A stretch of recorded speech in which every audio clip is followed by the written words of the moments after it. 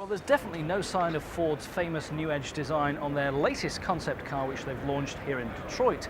2 years ago, they brought us the Thunderbird, and now they've produced another retro heritage car in the shape of what they call the 49. And personally, I think it looks absolutely gorgeous. Inspired by America's hot rod heritage, the car sits on 20-inch chrome wheels. It looks like a 40s chopped custom car.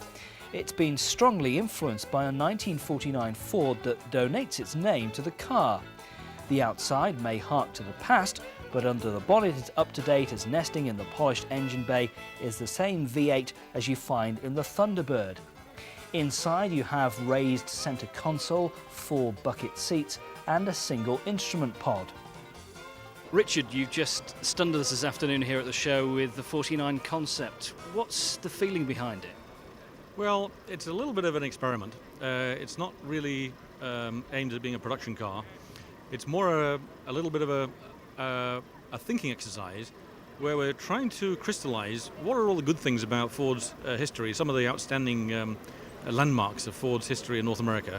And the 49 Ford, of course, the original 49 Ford right over there, stands out very strongly in the corporate memory and in the public's memory as being a really classic, family Ford, which was an optimistic car, an optimistic, hard-working car of high integrity. And we're trying to think about how could you take those values and communicate them in more modern design language. We're not really into what I call pure retro. A lot of the extent to which we'll translate the ideas that are seen on this vehicle into production cars depend on our own digestion of what we created, and of course the reaction of the public in the show. And we'll get a lot of feedback from those people. There's no doubting that Americans here love their cars, and they love the old Fords that they fondly remember when they were growing up. For instance, in Britain, when we look back to the 1940s and 1950s, we can only think of cars like the Mark I Cortina and the early Escorts, for instance. Hardly much of a heritage, in my opinion. But Americans can look back to the cars from the 1940s and 1950s, and that's where this has been inspired from. And there's no doubt that if this 49 concept went into production, Ford couldn't build them fast enough to keep up with demand.